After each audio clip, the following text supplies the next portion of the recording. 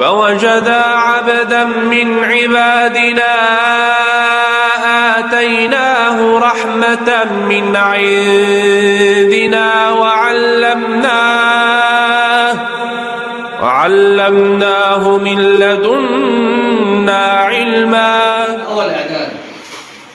العنوان بتاعنا المجموعات والعمليات عليها. إيه هي المجموعة؟ هي عبارة عن تجمع من الأشياء يمكن تحديدها تحديدا تاما، أقدر أحددها. شبه مثلا عدد الكتب الموجودة، عدد إخواتي، إشارات المرور، ألوان على النص، هذا أقدر أحددها. ولكن القصص الجميلة والألوان الجميلة وإلى آخره ما أعرفش أحددها.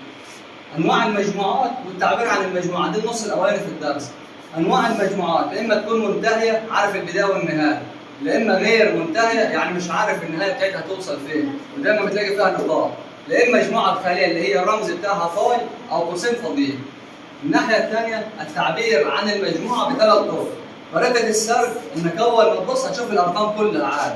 الثانية شكل فين مرسومة رسم، ممكن الرسمة تكون دائرة، مثلث، مربع، باختلاف الأشكال.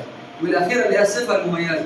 الجزء الأولاني ده اداني ميزة للأرقام اللي موجودة هنا. إيه الميزة بتاعتهم؟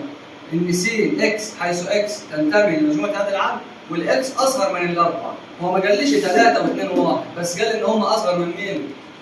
من الأربعة. وإيه اللي أصغر من الأربعة؟ 3 2 3 6 3 2 1 عادي. أهم الرموز اللي إحنا خدناها ينتمي، لا ينتمي، جزئية، ليست جزئية، علامة التقاطع، والرمز اللي هو فاي يدل على المجموعة.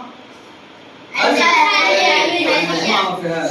طبعا عارف المجموعة اللي ما فيش فيها تكرار وينفع فيها إنك تخلف الترتيب.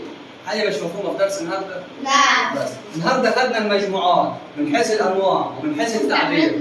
المرة الجاية ناخد العمليات عليها. عمليتين بس هناخدهم، اتحاد وتطابق. شكرا.